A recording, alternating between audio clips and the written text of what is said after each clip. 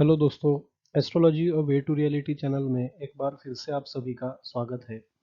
दोस्तों, आज के हमारे डिस्कशन का टॉपिक बहुत इंटरेस्टिंग है, जो कि व्लादिमीर पुतिन, जो कि रशिया के राष्ट्रपति है, तो उनके कुंडली के बारे में हम विश्लेषण करेंगे और साथ ही साथ जानने की ये कोशिश करेंगे कि क्या इस समय जो रशिया और यूक्रेन की स्थिति बनी हुई है, इससे विश्व युद्ध की हमें कोई आगे जाके आहट सुनाई देती है, क्या थर्ड वॉर हो सकता है।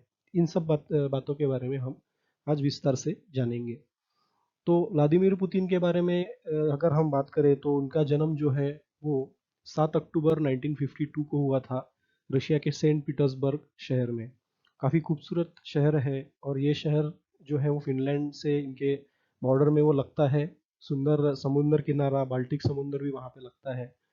और जो उनका जन्म जिस शहर से हुआ, तो वहीं से उनको बचपन से ही उन्होंने रशिया का स्ट्रगल देखा है। 1991 के दौर में जब यूएसएसआर का विघटन हुआ और रशिया जब उसके बारे में पॉवर्टी रशिया ने फेस की, काफ़ी चैलेंजेस रशिया ने फेस किए, तो उन सब चैलेंजों जिसकी सिचुएशन को व्लादिमीर पुतिन ने काफ़ी करीबी से देखा है। और फिर 2000 में वो रशिया के राष्ट्रपति चुने जाते हैं। उसके बाद में कुछ कार्यकाल के लिए वो प्रधानमंत्री भी रहते हैं और आखिरकार 2012 से ये रशिया के राष्ट्रपति बने हुए हैं। तो रशिया में काफ़ी पावरफुल पोजीशन इनकी 20-25 सालों से वहाँ पे लगातार बनी हुई है। लोग इनको काफ़ी मानते हैं रशिया में, और रशिया के बाहर भी कंट्रीज में इनको इनका काफ़ी नाम है, काफ़ी स्ट्रॉन्ग पर्सन इन करके इनको पहचाना जाता है। तो आइए इनके कुंडली के बारे में जानते हैं। तो जैसे कि हमने देखा, इनका जन्म 7 अक्टूबर 1952 को हुआ था 9:30 बजे सेंट पीटर्सबर्ग रशिया के शहर में। और इनकी जन्म कुंडली जो हमने देखी है इंटरनेट पे, एस्ट्रोस्टेज पे भी ये अवेलेबल है। तो अगर वहाँ से इन इस कुंडली अगर यहाँ पे कुंडली अगर इनकी काफ़ी इसमें मतलब सत्यता है कुंडली में, तो इसमें हम देख सकते हैं कि जो लगन में हम देखते हैं कि शुक्र लगन में अपने ही राशि में बैठा हुआ है। और ये शुक्र मालव्य नाम का पंच महापुरुषों में जो योग रहता है, जब शुक्र अपने ही राशि में बैठता है वृष या तुला में, तो यहाँ पे मालव्य नाम का राजयोग बन जाता है, जिसके कारण ऐसा इंसान सारी सुख सुविधाएं जीवन में भोगता है। धन दौलत ऐश्वर्य मान सम्मान लग्जरीज, ये सब चीज़ों की उसे कोई कमी नहीं रहती। तो व्लादिमीर पुतिन के लाइफ में इन सब चीज़ों की कोई कमी नहीं है इस मालव्य योग की वजह से। और शुक्र जो है ऐसे इंसान को काफ़ी सोचने वाला बनाता है, इंसान काफ़ी इमोशनली अटैचमेंट भी देता है। साथ ही साथ ऐसे लोग जो है दूसरों के साथ संबंध मेंटेन करने में भी काफ़ी उसको मान्यता देते हैं। जीवन में संतुलन को मान्यता देते हैं, क्योंकि तुला राशि जो है वो संतुलन की राशि मानी जाती है। न्याय प्रिय होते हैं, न्याय को हमेशा वो आगे रखकर अपना कर्म करते हैं। तो ऐसे स्वभाव वाले व्लादिमीर पुतिन जो है, ये इनको तुला राशियों की ये विशेषता होती है, अगर तुम किसी के साथ गलत करते हो या गलत वे से इनके साथ बिहेव करते हो, तब ये लोग तुमको नहीं छोड़ते, फिर तुम पर आक्रमण करने में भी ये आगे पीछे नहीं हटते। लेकिन अगर तुम इनसे अच्छे से रहोगे, अच्छे से बात करोगे, आपका व्यवहार संतुलित है, तो ऐसे लोग न्याय को काफी प्रधानता देते हैं, क्योंकि तुला राशि है संतुलन की राशि इसको मानी जाती है। तो शुक्र का लगन में बैठना ये बहुत अच्छा राजयोग है मालव्य नाम का। अब ये शुक्र जो है ये अष्टम स्थान का स्वामी है, और अष्टम स्थान का स्वामी होकर लगन में जाके बैठा है। तो अष्टम स्थान से रिलेशन बनने की वजह से ऐसा इंसान जो है वो मृत्यु से कभी घबराएगा नहीं, क्योंकि उसकी खुद की ही राशि जो है वो दूसरी राशि जो काफी स्ट्रांग हो जाती है।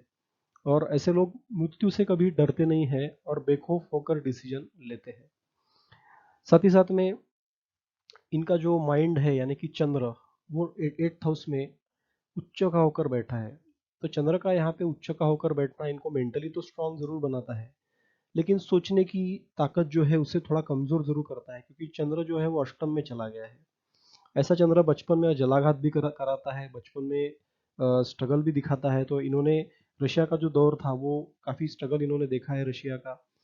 और ऐसा चंद्र बाद में फिर जैसे उत्तरोत्तर एज बढ़ता है, तो वैसा चंद्र वो अच्छे फल देने वाला होता है, क्योंकि वहां पे चंद्र उच्च का होकर बैठा है। तो अष्टम स्थान से जो परिणाम होंगे वो उच्च के परिणाम जरूर अष्टम स्थान के मिलेंगे। और इनकी जो रुचि होगी वो भूगर्भ शास्त्र या फिर जो हम कहते हैं कि विद्याओं की तरफ इनकी रुचि जरूर होगी। मीन इनका लेकिन माइंड जो होगा वो 8th हाउस में चंद्र जाने की वजह से यहाँ पे माइंड को ये चंद्र खराब जरूर करेगा, जिसके कारण ये किसी चीज को सोचने के मतलब किसी के बारे में सोचेंगे तो फिर एक लिमिट के बाद वो एग्रेसिव भी हो जाएंगे, क्योंकि चंद्र अष्टम में चला गया है। तो अष्टम में जाने वाला चंद्र जो है वो कहीं ना कहीं माइंड को थोड़ा सा वहां पर डिस्टर्ब करने वाला जरूर होता है। साथ ही साथ में ये चंद्रमा जो है ये 10th हाउस का स्वामी है, जो कि जिसको हम गवर्नमेंट को भी, गवर्नमेंट का स्थान भी जिसे हम कहते हैं 10th हाउस को। तो ये गवर्नमेंट का स्थान का स्वामी होकर वो अष्टम में जाना और उच्च का होना, इनको गवर्नमेंट रिलेटेड परिणाम तो बहुत अच्छे मिलेंगे, लेकिन ये जो इनका गवर्नमेंट होगा, क्योंकि यहाँ पे केतु भी बैठा है, तो ऐसे कुछ लोग होंगे जिससे जिनसे इनकी शत्रुता होगी, और ये इनके पीछे पे बात करने वाले भी होंगे, इनको तकलीफ भी दे सकते हैं। लेकिन वहाँ पे केतु होने की वजह से ऐसे लोगों को ये अपने रास्ते से जरूर हटाएंगे, क्योंकि अपना गवर्नमेंट जो जॉब होता है, इनका जो करियर होता है, वहाँ पे केतु के होने की वजह से वो अपने साथ के लोगों को टिकने नहीं देगा, और वो एक एक करके उसे अपने से दूर करने की कोशिश करेंगे और खुद ऊपर जाने की कोशिश करेंगे। तो चंद्र का वहाँ पे उच्च का होना 10th हाउस को बलशाली बनाता है, और केतु वहाँ पे अपने साथियों का खात्मा करने वाला दिखाता है। तो जब कभी वे ऊपर बढ़े होंगे तो अपने लोगों को वो वहाँ से उनको हटाते हुए वो आगे बढ़े होंगे जरूर। तो ऐसा ही उनके लाइफ में यहाँ पे योग वहाँ पे केतु का दिखता है। तो शुक्र का हमने देखा कि 8th हाउस से शुक्र के रिलेशन होने की वजह से ये मृत्यु से कभी डरेंगे नहीं, बेखौफ होकर डिसीजन लेंगे, और मालव्य नाम का राजयोग बनने की वजह से इनके जीवन में सुख शांति समृद्धि है, लग्जरियस लाइफ की कमी कभी नहीं होगी। अब बात करेंगे चतुर्थ हाउस की। तो 4th हाउस को जनता का या फिर घरेलू जो है देश का स्थान भी माना जाता है, अपने मातृभूमि का स्थान माना जाता है। तो इनके मातृभूमि में, इनके देश में, इनके घर में ये ऐसे छोटे मोटे झगड़े, छोटे बड़े वाद विवाद, लोगों का गुस्सा होना, लोगों का इन पर गुस्सा होना, इस प्रकार के योग यहाँ पे इनके लाइफ में हमेशा बने रहेंगे, और घर में अशांति का वातावरण बना रहेगा। और ये राहु जो है ये अलगाववादी प्लेनेट है, ये दूर करने का प्लेनेट भी है, तो ये लोगों से एक स्टेज पर दूर भी जा सकते हैं। एक स्टेज ऐसा आएगा कि लोग इनको मानना भी कम कर देंगे, मानना बंद कर देंगे, या इनके खिलाफ विद्रोह भी कर सकते हैं। तो इस प्रकार के योग ये राहु यहाँ पे बनाता है, घर में अशांति का वातावरण या देश में उनके अशांति का वातावरण देने वाला होता है। अब बात करेंगे मंगल की। मंगल जो है ये पराक्रम भाव में धनु राशि का, यानी कि अग्नि तत्व राशि का होकर यहाँ पे अपने मित्र के राशि में स्ट्रांग होकर बैठा है। और मंगल का तृतीय भाव ये कारक भाव होता है, इसलिए मंगल काफी स्ट्रांग है। और मंगल जो है वो इनको बहुत सेल्फ कॉन्फिडेंस देने वाला होता है, पराक्रमी बनाने वाला होता है, हिम्मत देने वाला होता है, और ये कभी डरेंगे नहीं, ऐसे लोग कभी डरते नहीं है। तो शुक्र के योग से एक तो ये मृत्यु से डर घबराने नहीं घबराने वाले होंगे, और मंगल के कारण ये इनको प्रचुर मतलब आत्मविश्वास और प्रचुर हिम्मत देने वाला मंगल होने की वजह से ये कभी किसी से डरने वाले नहीं होंगे। तो किसी के धमकी की वजह से या किसी के प्रत्याक्रमण की वजह से कभी डरेंगे नहीं, और बेखौफ होकर डिसीजन लेने वाले जरूर होंगे। अब बात करेंगे सूर्य बुध और शनि की। सूर्य बुध शनि ये 12वें स्थान में युति बनाकर बैठे हुए हैं। सूर्य बुध का बुधादित्य योग 12th हाउस में होने की वजह से फॉरेन लैंड से इनके संबंध अच्छे रहेंगे। फॉरेन लैंड से मतलब ये फॉरेन लैंड के स्थान में बैठकर शत्रु भाव के को भी देख रहा है, ये योग शनि भी देख रहा है, सूर्य बुध भी देख रहे हैं। तो ऐसे लोग जो होते हैं अपने शत्रु के ऊपर आक्रमण करने में कभी हिचकिचाते नहीं है, जो कोई इनका शत्रु रहेगा उसके ऊपर या अटैक करने में कभी संकोच नहीं करेंगे। एक तो शनि वहां पे सूर्य के साथ है, काफी एक दोष भी वहां पे हमने देखा है, सूर्य शनि का योग जब बनता है तो ये एक शाप दोष भी होता है। तो इस प्रकार से यहाँ पे सूर्य ने बुध और शनि को अस्त जरूर किया है, और क्योंकि सूर्य के क्लोज कंजंक्शन में बुध और शनि आ रहे हैं, तो यहाँ पे ये मतलब शाप दोष भी बना।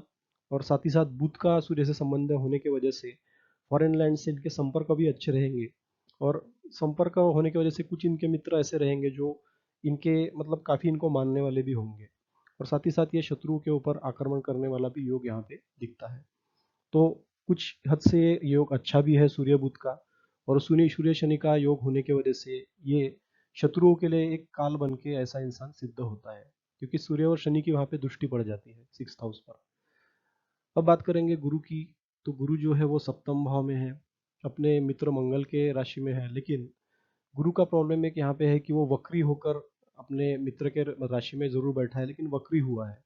तो वक्री हुआ गुरु जो कि 6th हाउस का स्वामी है और 3rd हाउस का स्वामी है, दोनों भी मारक हाउसेस है। तो ये गुरु कुंडली के लिए इतना अच्छा नहीं होता, क्योंकि इसके पास जो डिपार्टमेंट है वो थर्ड हाउस और सिक्स्थ हाउस है, दोनों भी एक मारक डिपार्टमेंट इसके पास है। तो जब कोई भी गुरु की प्रत्यंतर दशा अंतरदशा आएगी तब गुरु वहाँ पे जो होगा वो एक प्रकार से निगेटिविटी जरूर तैयार करेगा, और सेवंथ हाउस में होने की वजह से एक वॉर लाइक सिचुएशन भी यहाँ पे गुरु कर सकता है, क्योंकि ये शत्रु भाव का स्वामी होकर सेवंथ में बैठा हुआ है।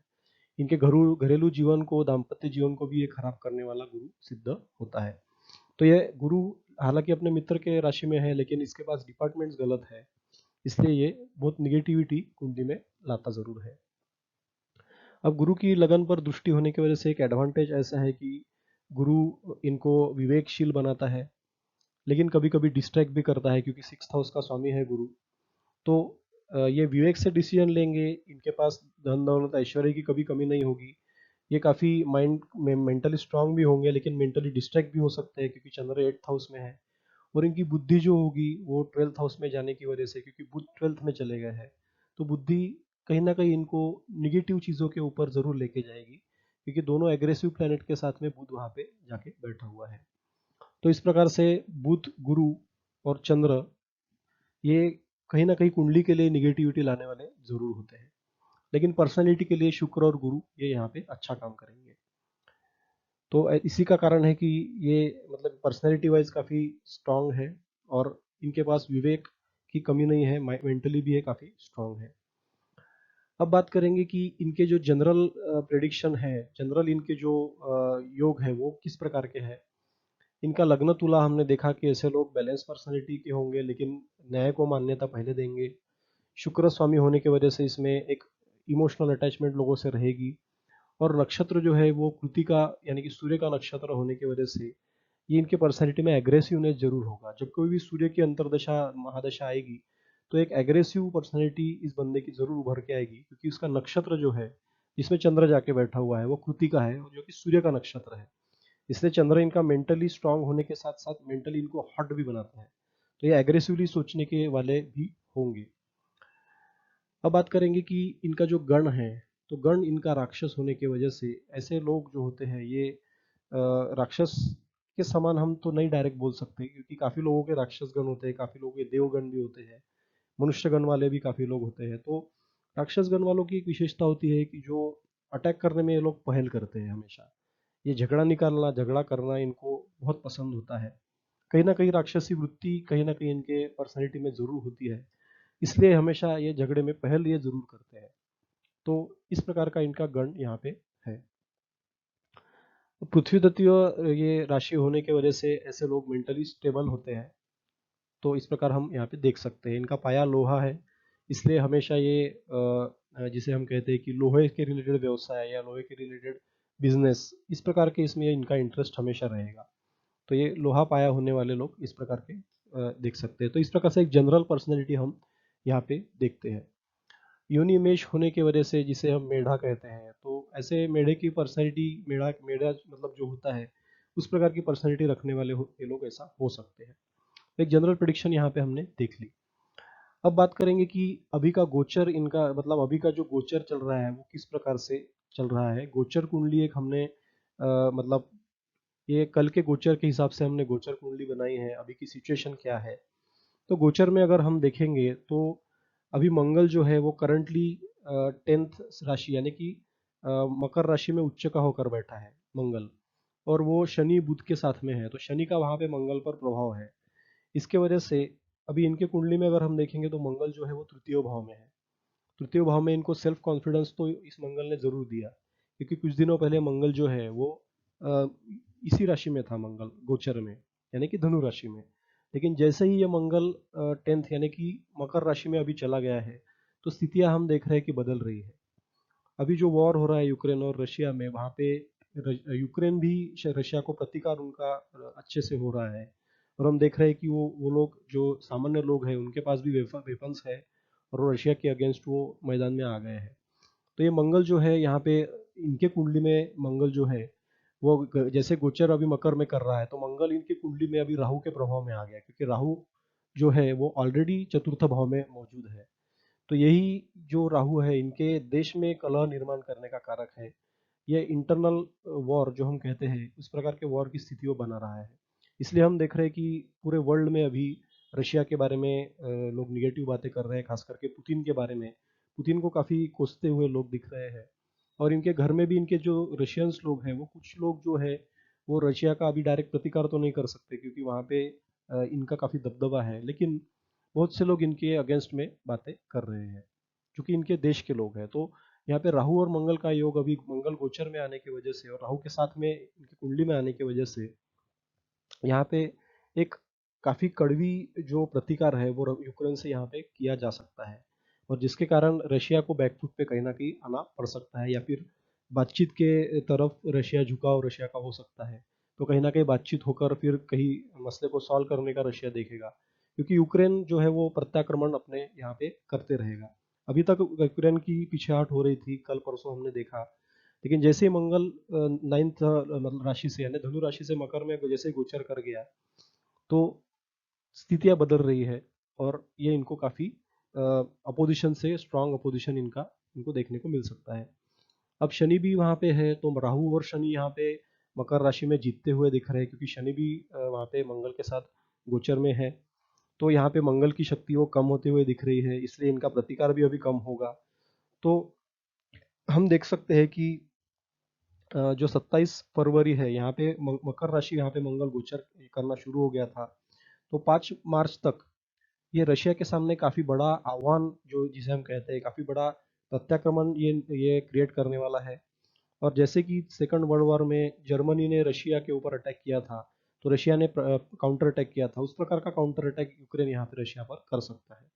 तो 5 मार्च तक काफी गंभीर स्थिति बन सकती है, और हो सकता है कि यूक्रेन वहाँ पे रशिया पर भारी पड़ता हुआ वहाँ पे दिख जाए, और फिर बाद में जाकर रशिया किसी बड़े वेपन का यूज इस्तेमाल करे। और क्योंकि राहु मंगल वहाँ पे एक विष दोष बना रहा है, तो यहाँ पे एटम बॉम्ब के युद्ध की भी आशंका को हम नजरअंदाज नहीं कर सकते, क्योंकि राहु मंगल का योग यहाँ पे बनता है, और शनि भी वहाँ पे गोचर में आया मंगल के साथ में। तो ऐसा हो सकता है कि गुस्से में आकर ये किसी केमिकल वेपन या किसी ऐसे वेपन का इस्तेमाल करे यूक्रेन को हराने को, व्लादिमीर पुतिन। तो ऐसा हो सकता है, इसलिए आने वाले दिनों में 5 मार्च तक या 7 अप्रैल भी हम कह सकते हैं, क्योंकि 7 अप्रैल तक शनि और राहु वहाँ पे रहेंगे, तो 7 अप्रैल तक भी ये सिचुएशन काफ़ी गंभीर रह सकती है। लेकिन 5 मार्च तक सिचुएशन थोड़ी टफ होती हुई दिखती है। इस पे पुतिन पर काउंटर अटैक होगा, और पुतिन भी बाद में अटैक करेंगे, और पुतिन किसी बड़े वेपन्स का इस्तेमाल कर सकते हैं यूक्रेन के अगेंस्ट। तो आने वाले कुछ दिन ये काफ़ी टफ हमको यहाँ पे दिख रहे हैं इस गोचर स्थिति के, अगर हम इसका अध्ययन करते हैं तो। अब बात करेंगे कि दशा महादशा इनकी कैसी चल रही है। तो शॉर्ट में हम पुतिन के दशा महादशाओं के बारे में भी देखेंगे। तो ये है पुतिन की जो महादशा इनकी शनि की करंटली चल रही है। जैसे कि हमने कहा, शनि 12th हाउस में बैठकर 6th हाउस को देख रहा है, तो ये अपने शत्रुओं के ऊपर इसकी शनि की दृष्टि पड़ रही है, तो शत्रुओं के ऊपर काउंटर अटैक इनका दिख रहा है। और क्योंकि इनका गण जो है वो राक्षस गण होने की वजह से इन्होंने जो युद्ध हुआ इसमें पहल कर दी। जैसे हमने देखा, ऐसे लोग पहल करने वाले होते हैं, झगड़े में पड़ने वाले होते हैं। और बाद में फिर जैसे कि हमने कहा, अभी शनि में गुरु इनका चल रहा है, तो गुरु की स्थिति भी इतनी अच्छी नहीं है कुंडली में। शनि 12th हाउस में बैठकर 6th हाउस को देख रहा है, और सूर्य भी 12th हाउस में बैठकर 6th हाउस को देख रहा है। तो ये काफ़ी एग्रेसिव इनका पर्सनैलिटी इनकी 27 तारीख तक अभी रही, जो आज के सिचुएशन में हमको दिख रही है। और इसी का कारण था कि सूर्य और शनि ने एक प्रकार से मिलकर शत्रुओं पर अटैक कर दिया। 12th हाउस पे बैठकर 6th हाउस पे दृष्टि पड़ी, और वहाँ पे गुरु का वहाँ पे अंतर्दशा होने की वजह से, और गुरु जो है वो 6th हाउस का और 3rd हाउस का लॉर्ड होकर 7th में बैठने की वजह से कहीं ना कहीं उस गुरु का प्रभाव वहाँ पे पड़ा, क्योंकि शत्रुओं का स्थान एक्टिवेट हो गया। और शनि सूर्य ने डायरेक्टली 6th हाउस को देखा, तो शत्रुओं के ऊपर अटैक, यानी कि यूक्रेन के ऊपर अटैक, इस प्रकार की सिचुएशन वहाँ पे बन गई। तो इसके बाद हम देखेंगे कि गुरु में चंद्र का प्रत्यंतर दशा चलेगी। तो चंद्र हमने देखा कि इनका 8th हाउस में है, तो ऐसा चंद्र जो है एक एग्रेसिव सोच देता है। ऐसा चंद्र भटकाता है, क्योंकि वो 8th हाउस में जाके बैठा हुआ है। हालांकि वो उच्च का है, उच्च की सोच इनको देगा, लेकिन कहीं ना कहीं इनको भटकाने का काम ये चंद्र करेगा। तो मेंटली ये डिसीजन लेने के इसमें नहीं होंगे, इसके वजह से ऐसा हो सकता है कि 5-15 मई तक ये डिसीजन कुछ गलत ले ले, और जिसका खामियाजा बाद में इनको ही भुगतना पड़े। क्योंकि शनि में फिर गुरु के अंतर में मंगल का प्रत्यंतर आएगा, तो फिर जो 8 जुलाई है तो सिचुएशन और ख़राब हो सकती है इनके लिए, क्योंकि मंगल का प्रत्यंतर इनको काफ़ी स्ट्रगल देने वाला भी होगा। हालांकि इनका कॉन्फिडेंस अच्छा रहेगा, लेकिन बाद में स्ट्रगल भी इनको देखने को मिलेगा। और उसके बाद में जब राहु का वहाँ पे प्रत्यंतर आएगा तो घरेलू वाद विवाद, झगड़े, इस प्रकार के योग वहाँ पे बनते हुए दिखते हैं। तो ऐसा हो सकता है कि नवंबर आते आते, नवंबर मंथ तक इनके घर में ही युद्ध शुरू हो जाए और इनको काफ़ी कड़वा प्रतिकार अपने ही लोगों से देखने को मिले। इस प्रकार की सिचुएशन वहाँ पे बन सकती है। और यहाँ पे एक न्यूक्लियर या किसी बड़े वॉर की भी आशंका हमको उनको नज़रअंदाज नहीं कर सकते। और इस प्रकार के वॉर की तरफ ये सिचुएशन यहाँ पे बनती हुई दिख रही है। तो वीडियो कैसा लगा ये आप हमें ज़रूर बताइए, आपके कमेंट करते रहिए, ताकि आपके कमेंट से भी हम इसमें कुछ सीख सकें। और हमारे चैनल को ज़्यादा से ज़्यादा सब्सक्राइब करके हमारे वीडियोस को शेयर कीजिए, ताकि काफ़ी सारे लोग इसमें से इंफॉर्मेशन ले सकें। Once again thank you very much. धन्यवाद। नमस्कार।